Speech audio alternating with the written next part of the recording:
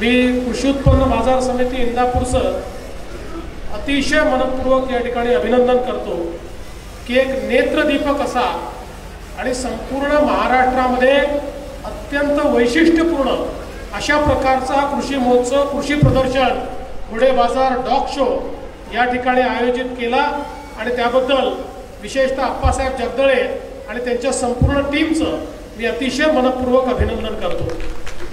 खरं म्हणजे इथे आल्यानंतर अतिशय चांगले घोडे पाहायला मिळाले। खरा हा घोडे बाजार आहे। आमच्या राजकारणात वेगळाच घोडे बाजार चालतो। आम्ही त्या घोडे बाजाराच्या पाठीशी गेलो नाही म्हणूनच विरोधी पक्षात बसलो आहे। पण ज्यांनी घोडे बाजार केला आहे ते फार काळ काही सत्तेत बसतील असं मला वाटत नाही।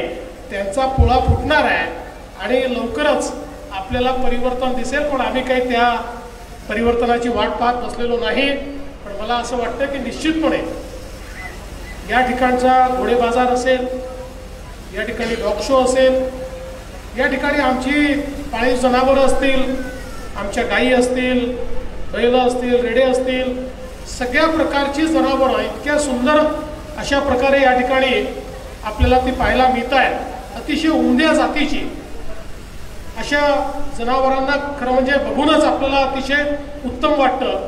आणि त्यासोबत कृषीच्या क्षेत्रामध्ये जे जे काही नवीन तंत्रज्ञान आलेलं आहे ते तंत्रज्ञान देखील या प्रदर्शनीच्या माध्यमातून आमच्या सामान्य लोकांपर्यंत पोहोचत आहे। आणि म्हणून मला असं वाटतं की शेतकऱ्यांकरता एक पर्वणी अशा प्रकारचं हे कृषी प्रदर्शन आहे। आणि त्यासोबत एक सांस्कृतिक मंच देखील या ठिकाणी तयार झाला की ज्या सांस्कृतिक मंचाने 5000 विद्यार्थ्यांना त्यांच्या कलागुणांचं अभिव्यक्ती करण्याकरता एक स्थान उपलब्ध करून दिलं।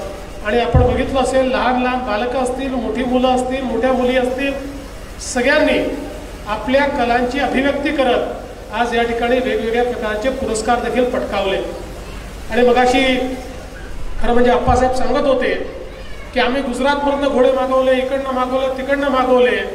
पण अप्पासाहेब शेवटी इंदापूरच्या घोड्यामधली ताकद वेगळी आहे, त्याच्यामुळे पहिलं पारितोषिक हे इंदापूरनीच या ठिकाणी पटकावलं। आणि म्हणून त्यांनाही अतिशय मनपूर्वक मी त्यांचं अभिनंदन करतो। इतके सुंदर आपल्याला श्वान, कुत्रे या ठिकाणी पाहायला मिळाले।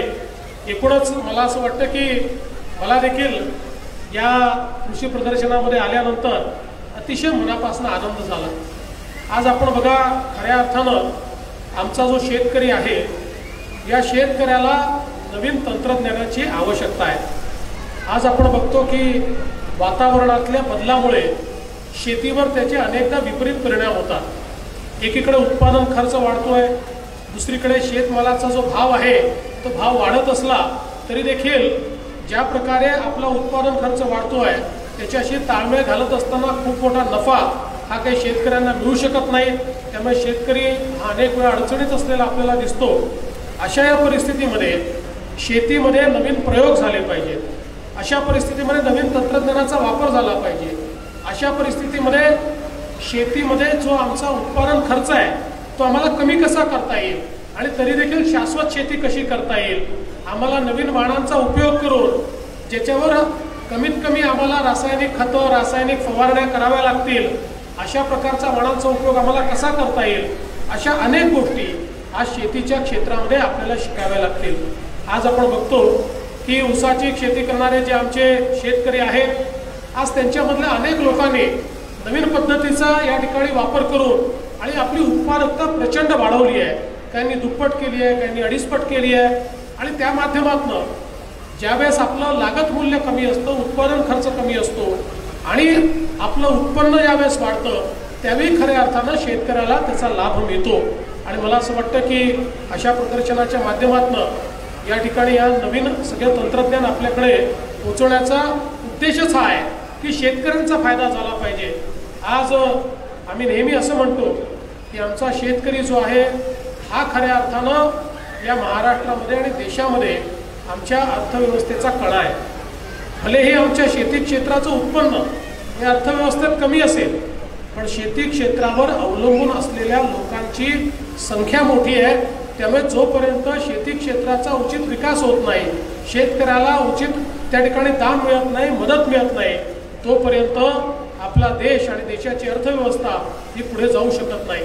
आणि मला असं वाटतं की हे ओळखूनच आपले पंतप्रधान माननीय मोदीजींनी मागच्या काळामध्ये एकीकडे शेतकऱ्यांचा हमीभाव हा दीडपट झाला पाहिजे याकरता अनेक वर्षापासून जे सूत्र होतं ते सूत्र स्वीकारलं. खरं म्हणजे हे सूत्र आलं होतं जुन्या सरकारच्या काळामध्ये, पण त्या काळात ते स्वीकारलं गेलं नाही. पण ते सूत्र स्वीकारण्याचं काम हे माननीय मोदीजींनी केलं. एवढंच नव्हे तर आमच्या ऊसाकरता जी काही FRP आहे ती FRP देताना कारखान्यांना नाकी नऊ यायचे, कारण आंतरराष्ट्रीय बाजारपेठेमध्ये साखरेचे भाव पडले तर आमच्या शेतकऱ्यांची FRP देखील अडचणीत यायची.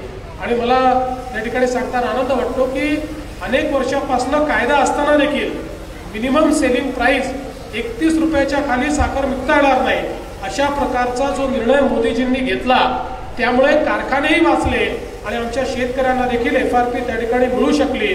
आणि म्हणून गेल्या काळामध्ये मोठ्या प्रमाणात शेती आणि शेती क्षेत्रात विकास कसा करता येईल याचा प्रयत्न हा आपण केला.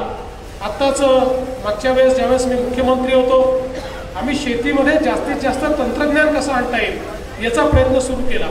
आणि वर्ल्ड इकॉनॉमिक फोरमसोबत आम्ही एक करार करून शेती क्षेत्रामध्ये ड्रोन टेक्नॉलॉजीने आपल्याला शेतीतली शाश्वतता कशी आणता येईल अशा प्रकारचा प्रयत्न सुरू केला.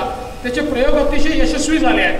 आणि याचा फायदा असा आहे की अगदी ज्यावेळेस आपला फ्लावरिंग स्टेज असते तेव्हापासनं तर प्रत्येक स्टेजला त्या ठिकाणी काय वापरलं पाहिजे, किती वापरलं पाहिजे याचं अतिशय प्रिसिशन, परफेक्ट, अगदी तंतोतंत अशा प्रकारची माहिती मिळते. आणि जी काही फवारणी करावी लागते ती देखील अतिशय तंतोतंत होते, ज्याने त्याची किंमत देखील कमी लागते, पैसाही कमी लागतो आणि त्यातनं मोठ्या प्रमाणात उत्पादकता वाढते. अशा प्रकारचे अनेक प्रयोग हे मागच्या काळामध्ये आपल्या सरकारच्या माध्यमातून आणि केंद्र सरकारच्या माध्यमातून केले. आत्ताच हर्षवर्धनजी सांगत होते आता नवीन सरकार आलं, नवीन सरकारला अजूनपर्यंत शेतकरी, शेती, कारखानदारी, सहकार, फळबागा याच्याकडे लक्ष द्यायला वेळ मिळाला नाही. हे खरं आहे हर्षवर्धनजी, शेवटी वेळ कधी मिळेल, जर भांडणं संपली तर वेळ मिळेल. आता घरांची भांडणं असतील, दालनांची भांडणं असतील, अजून पालकमंत्र्यांची भांडणं असतील, ही सगळी भांडणं पुढच्या 6-8 महिन्यात जर यांची संपली तर त्याच्यानंतर मग हे कदाचित शेतकऱ्यांकडे वळून पाहू शकतील. तोपर्यंत तरी पाहतील अशा प्रकारची अपेक्षा करणं हे काही मला फार त्या ठिकाणी योग्य वाटत नाही. पण मला एक गोष्ट निश्चितपणे या ठिकाणी सांगितली पाहिजे की शेवटी सगळ्या गोष्टी काही सरकारच्या भरोश्यावर नसतात. आणि ज्यावेळेस आपल्या विविध संस्था चांगल्या प्रकारचं काम करतात, शेतकऱ्यापर्यंत पोहोचण्याचं काम करतात. आपल्याला माहिती आहे की मागच्या काळामध्ये जलयुक्त शिवारसारखी योजना आपण सुरू केली आणि या योजनेने प्रचंड मोठी क्रांती या महाराष्ट्रामध्ये केली. आणि ही योजना यशस्वी का झाली? सरकारच्यामुळे नाही झाली, ही समाजामुळे यशस्वी झाली. जेव्हा समाज सहभागी होऊन माझ्या गावाला मी जलयुक्त करेन अशा प्रकारे विचार करून आपल्या पाणलोटाचा विकास करण्याचा कार्यक्रम समाज आखतो, गाव आखतं आणि गावातला प्रत्येक व्यक्ती त्या ठिकाणी श्रमदानाच्या माध्यमातून मोठ्या प्रमाणात आपलं काम करतो, पाणलोटाचा विकास करतो.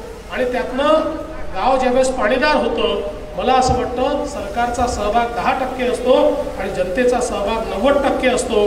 त्यामुळे परिवर्तन जेव्हा घडवायचं असतं त्यावेळी जेव्हा समाज उतरतो आणि एखाद्या योजनेला ज्यावेळी समाजाची चळवळ म्हणून त्या ठिकाणी तो परिवर्तित करतो, त्याच वेळी अशा प्रकारच्या योजना या यशस्वी होत असतात. आणि मला विश्वास आहे आता केंद्र सरकारने माननीय मोदीजींनी या ठिकाणी एक जलशक्ती मंत्रालय सुरू केलं आहे की ज्या मंत्रालयाच्या माध्यमातून प्रत्येक शेतापर्यंत पाणी गेलं पाहिजे, प्रत्येक धरणाचं काम पूर्ण झालं पाहिजे, प्रत्येक गावापर्यंत पिण्याचं पाणी गेलं पाहिजे, प्रत्येक घरी पिण्याचं नळाचं पाणी आलं पाहिजे. अशा प्रकारचा एक मोठा कार्यक्रम हातामध्ये घेतला आहे की ज्या कार्यक्रमातनं शेती असेल, सिंचन असेल किंवा घरामध्ये पिण्याचं पाणी असेल, यामध्ये क्रांतिकारी अशा प्रकारचं परिवर्तन हे होताना आपल्याला दिसणार आहे. आपल्याला माहिती आहे की मागच्या काळात मोदीजींच्या नेतृत्वात शेतकरी सन्मान योजना सुरू झाली आणि पहिल्यांदा आमच्या शेतकऱ्याला त्या ठिकाणी पेन्शन मिळालं पाहिजे अशा प्रकारच्या स्वरूपाची योजना ही देखील मोदीजींनी त्या ठिकाणी तयार केलेली आपण बघितली. मला वाटतं भविष्य काळामध्ये अशा अनेक योजना या ठिकाणी आपल्याला सुरू करायच्या आहेत आणि त्या जनतेपर्यंत पोहोचवायच्या आहेत. गेल्या 5 वर्षामध्ये शेतकऱ्यांना मदत करण्याकरता 50,000 कोटी रुपये थेट शेतकऱ्यांच्या खात्यामध्ये देण्याचा प्रयत्न आम्ही केला. 19,000 कोटी रुपयाची कर्जमाफी आम्ही केली आणि ज्या ज्यावेळी शेतकरी अडचणीत आला त्यावेळी त्याच्या पाठीशी ताकदीनं शक्तीनं आम्ही उभं राहिलो. आज देखील शेतकऱ्याच्या पाठीशी ताकदीनं उभं राहण्याची आवश्यकता आहे. अवकाळी पावसाने या महाराष्ट्रातले 60-70 लाख शेतकरी हे मोठ्या प्रमाणात अडचणीत आले आहेत. त्यांच्या पाठीशी उभं राहणं आणि त्यांना मदत करणं ही देखील काळाची गरज आहे. आता नुकतीच जी कर्जमाफी या ठिकाणी घोषित झाली, या कर्जमाफीत हे जे अवकाळी पावसाने ग्रसित शेतकरी आहे यातला एकही शेतकरी त्याच्यामध्ये येत नाही आहे. कारण 17 सप्टेंबर 2019ची कट ऑफ डेट आहे. अवकाळी पाऊस हा ऑक्टोबरच्या 3ऱ्या आठवड्यात आला आहे. त्यामुळे हे 60-70 लाख शेतकरी या कर्जमाफीपासून वंचित राहणार आहे. तसंही या कर्जमाफीमध्ये केवळ पीक कर्ज घेतलं आहे, मुदत कर्ज घेतलेलं नाही, ते 15 ते 19च्या मधलंच घेतलेलं आहे. ते त्या ठिकाणी आपल्याला जसं मी सांगितलं सप्टेंबरच्या आधीच थकीत झालं पाहिजे. अशा प्रकारच्या अनेक जाचक अटी टाकून हे जे काही या ठिकाणी कर्जमाफी करण्याचा आव आणण्यात येतो आहे, मला असं वाटतं येत्या भविष्य काळामध्ये आमच्या शेतकऱ्यांना जर याचा फायदा मिळाला नाही तर त्या संदर्भात देखील हर्षवर्धनजी आपल्याला अतिशय प्रखर भूमिका घ्यावी लागेल आणि प्रत्येक शेतकऱ्यापर्यंत ही योजना कशी पोचेल आणि आमचा शेतकरी कशा प्रकारे समृद्ध होईल हा प्रयत्न आपल्याला करावा लागेल. मी हर्षवर्धनजी आपलं अतिशय मनपूर्वक अभिनंदन करतो की आपण सहकार मंत्री आणि पणन मंत्री असताना विशेषतः बाजार समित्यांमध्ये अनेक योजना सुरू केल्या. आज ज्या योजना आपल्याला बाजार समित्यांमध्ये वेगवेगळ्या प्रकारच्या पाहायला मिळतात त्या हर्षवर्धनजींच्या काळामध्ये त्या ठिकाणी सुरू झालेल्या आहेत आणि त्यातनं आमच्या बाजार समित्या सक्षम झाल्या आणि शेतकऱ्याला आपली एक हक्काची जागा या बाजार समितीच्या माध्यमातून या ठिकाणी मिळाली. आणि मला असं वाटतं की आप्पासाहेबांसारखं जे नेतृत्व आहे की जे बाजार समिती अतिशय सक्षमपणे हाताळत आहे आणि जसं त्यांनी सांगितलं की सगळे एकत्रितपणे या ठिकाणी या बाजार समितीचं संचालन करतात. आणि म्हणून आप्पासाहेब आपलं, हर्षवर्धनजी आपलं आणि आपल्या सगळ्या सहकाऱ्यांचं मी अतिशय मनपूर्वक या ठिकाणी अभिनंदन करतो. आणि आम्ही विरोधी पक्षात असलो तरी काळजी करण्याचं कारण नाही आहे. आम्ही अतिशय सक्षम विरोधी पक्ष आहोत. सरकारला हलवण्याची ताकद आमच्यामध्ये आहे. जितके दिवस हे सरकार चालेल तेवढे दिवस तुमच्याकरता ते सरकार हलवल्याशिवाय आम्ही राहणार नाही आणि ज्या दिवशी बदलेल त्या दिवशी आम्ही तुमच्यासोबत आहोतच. त्यामुळे काळजी करण्याचं कारण नाही आहे. मी पुन्हा एकदा आपल्या सर्वांना मनपूर्वक शुभेच्छा देतो. या अतिशय चांगल्या कार्यक्रमामध्ये या ठिकाणी निमंत्रित केलं त्याबद्दल आभार मानतो. पुन्हा एकदा सर्वांचे मनपूर्वक अभिनंदन करतो आणि माझं बोलणं संपवतो. धन्यवाद. जय हिंद, जय महाराष्ट्र. धन्यवाद साहेब, मनपूर्वक धन्यवाद.